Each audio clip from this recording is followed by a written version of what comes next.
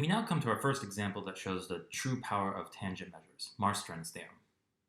Marstrand's theorem simply states that if we have a Radon measure mu whose s-dimensional densities exist on a set of positive measure, then the number s must be an integer.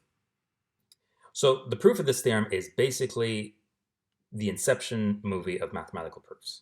So if you haven't seen Inception, the plot of the movie is sort of a sci-fi Ocean's 11 where a team led by Leonardo DiCaprio are hired to convince Cillian Murphy, on the right here, to dismantle his deceased father's business empire, and to do this by entering his dreams and planting the idea in his subconscious so that he thinks it was his own idea.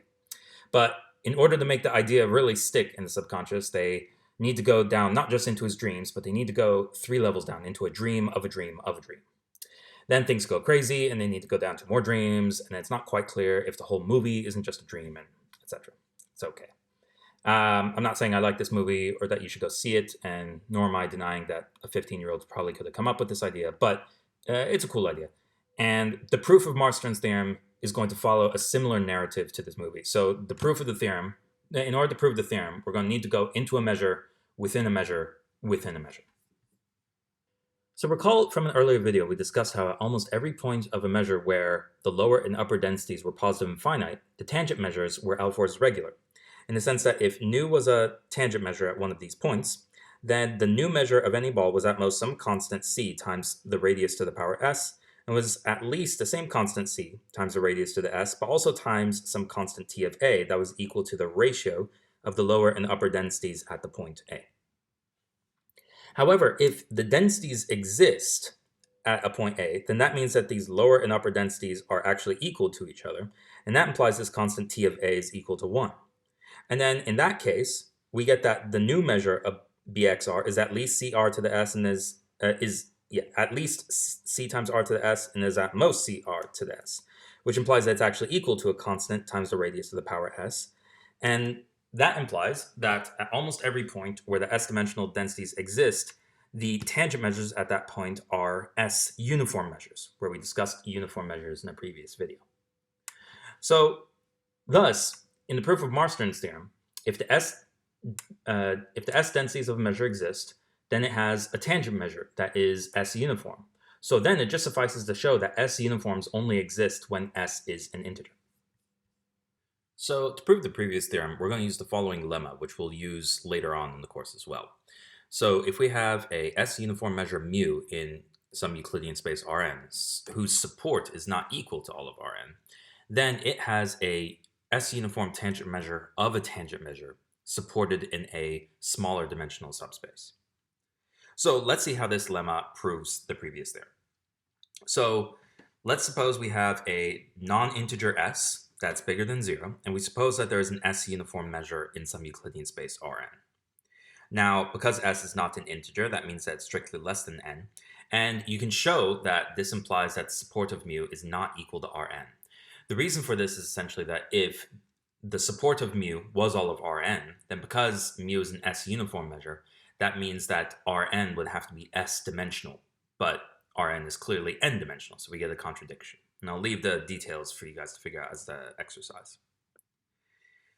Okay, so because the support is not equal to Rn, the previous lemma says that there is an s-uniform measure, s-uniform tangent measure of a tangent measure whose support is inside the n-1 dimensional subspace.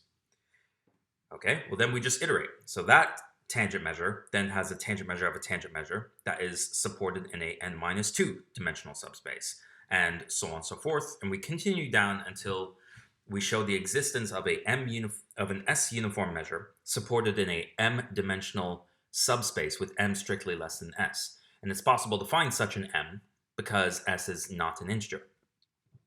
However, then this would imply that the dimension of V was at least S. And the reason why is because an S-uniform measure is a S-Frostman measure. So its support, and any set containing its support, must have dimension at least S. So thus, the dimension of this m-dimensional subspace must be at least S. So this should be least equal to.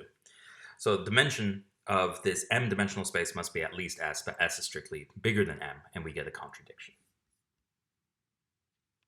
So now for the rest of this video, we'll focus on proving this lemma. So let's suppose we have an S uniform measure in Rn whose support is not equal to all of Rn. So our goal is to find a tangent measure of this measure that has a tangent measure that is supported in an n-1 dimensional subspace. Now, recall that the support of a measure is a closed set. So if the support is not equal to Rn, that means its complement is a non-empty open set, which means that we can find an open ball contained in the complement, and in particular, an open ball whose boundary touches the support of the measure at a point. So I've denoted this point by red dot in this blue shaded area. It's supposed to represent the support of my measure. Okay, so notice that because the boundary of this sphere is smooth, this means that if I start zooming in on this point here, what happens is that the sphere is going to start expanding and expanding, and the boundary of the sphere is going to start getting flatter and flatter. And in the limit, what happens if I keep on zooming down on this point, the sphere is going to converge to a half space, and this line is going to converge to a plane. And thus, that means that if I take a blow up, if I take a tangent measure of my measure mu at this point, the resulting tangent measure is going to be supported in the complement of this half space, or that is, it is going to be supported in a half space as well. So to summarize, we can find a point in the support of mu that is in the edge of some ball in the complement. Since mu is uniform, that means that it's pointwise doubling at this point, and in fact, pointwise doubling at every point. And so this means we can find a tangent measure at this point, which is supported in some half space, which, recall, can be defined as follows, like the set of points x who have positive, non-negative dot product with some fixed vector nu, and this vector nu is the normal vector to the boundary of the half space. Without loss of generality, by rotating my original measure, we can assume that this half space is just the upper half space, so the set of all vectors whose nth coordinate is non-negative. Now, since my original measure was S uniform, so will my tangent measure nu. And since any multiple of a tangent measure is also a tangent measure, I can assume that it's uniform with constant equal to 1. So the measure of any ball is exactly equal to the radius to the power s. Also recall that when I take a tangent measure of a pointwise doubling measure, all tangent measures will have 0 in their support. Okay. Now, I'm going to fix a radius r large enough, and I'm going to let b be this vector, which is the center of mass of the measure nu in the ball b0r. So it's the average of all vectors z along the support of the measure nu. And I claim that for r large enough, this vector is not equal to 0. Okay? So suppose that this weren't the case. So suppose that this was equal to 0 for all radii r. So what that would mean is that if we look at our measure nu, so recall that our measure nu is supported in the upper half space. So all vectors whose nth coordinate are non-negative, including the boundary. Okay, but if this average is equal to 0, if the center of mass inside every ball center at the origin is equal to 0, then that implies I can't actually have any part of my support above the plane Rn minus 1 here. And the reason why is because recall that the support of my measure is contained in the upper half space, which means that there's no mass down here to counterbalance the mass up there in order for my measure to have center of mass at the origin. So because there's no mass down here, if there were mass above the plane, then the center of mass would tilt towards the upper half space and it wouldn't equal 0. So that's the reason why I can't have any mass up here then, which means that actually the support of nu is contained inside Rn minus 1. But if that's the case, then clearly any tangent measure of this measure will also be contained in Rn minus 1 and be S uniform, and that would prove the lemma in this case. So that means I can assume, without loss of generality, that for some r bigger than 0, this vector b is not equal to 0. So this is where the proof is going to be a bit boring, messy, and not quite intuitive as to why you would do this in the first place, but just bear with me for a few slides. So in the computations below, we'll require the following property, that because the measure nu is radon, or is uniform, and hence uniformly distributed, that means that the integral of this function over this ball is equal to the translate of the same function by y over the translate of the ball by y for any vector y in the support of nu. So we'll leave this as an exercise to verify on your own. But basically, the idea of the following computations below is we're going to exploit this identity to get bounds on how the support of the measure nu is distributed. We'll also need the following identity. So if we look at the difference between the two integrands above, so we take their difference here, by expanding x minus y squared by writing it as the dot product of x minus y with itself, and then simplifying, we get that this all equals the norm of y squared minus 2x dot y.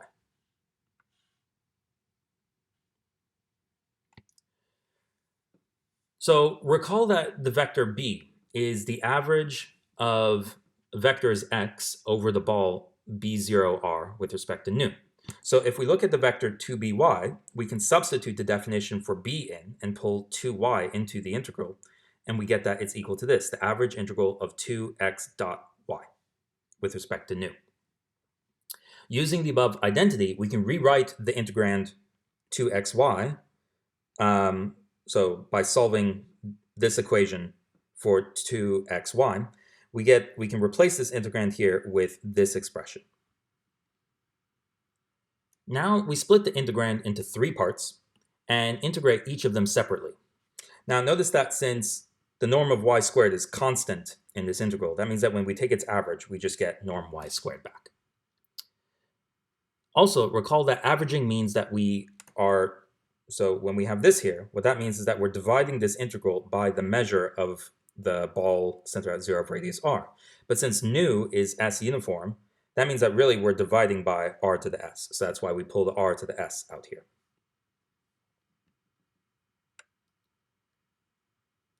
We now use the identity at the top of the slide, which says that these two integrals are equal. So this allows us to take this integral and substitute it with this one right here.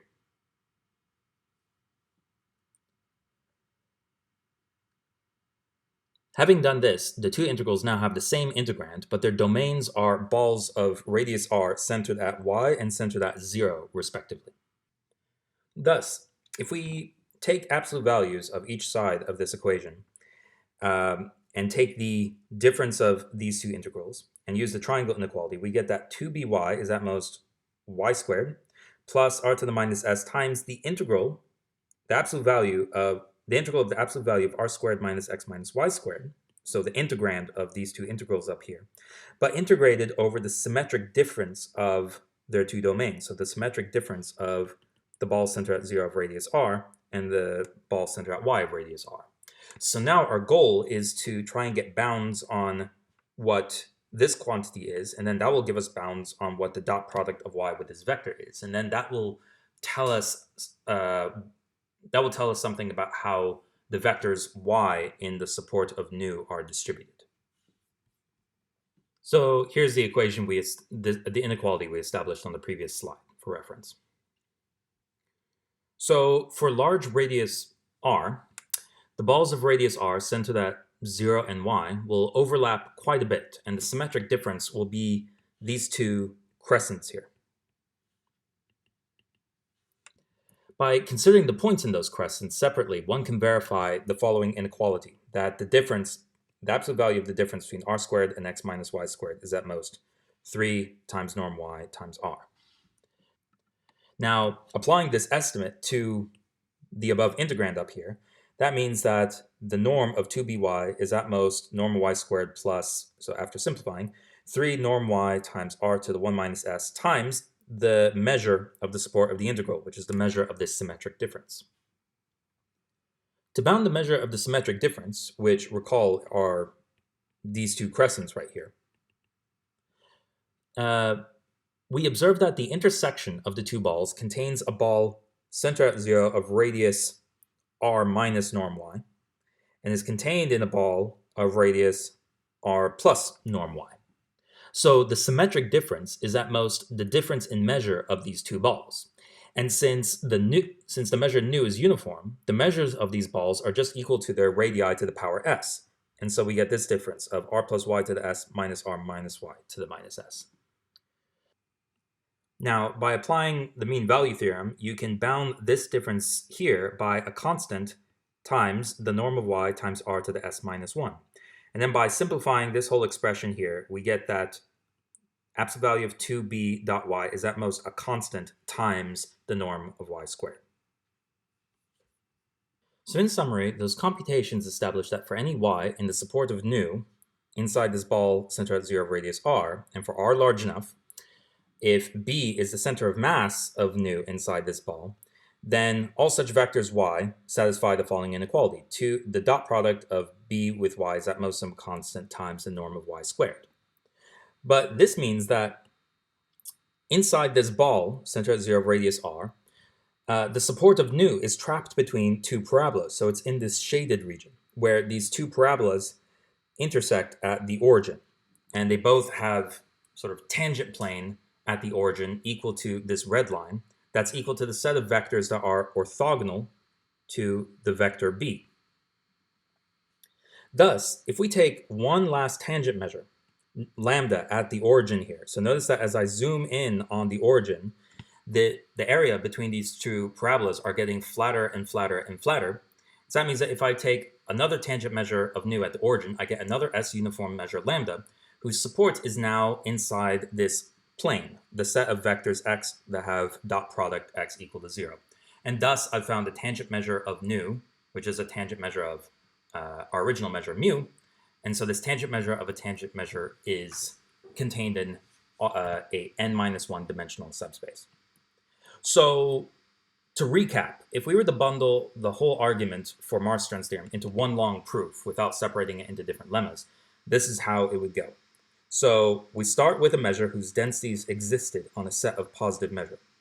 Then we take a tangent measure of our measure to get a S uniform measure mu. Then we would take another tangent measure to get an S uniform measure supported in the upper half space. Then we take another tangent measure at the origin to get an S uniform measure in Rn-1. And then we repeat this process and keep going until we get a uniform measure that is in a m-dimensional subspace that is too small for it to exist, and we get a contradiction.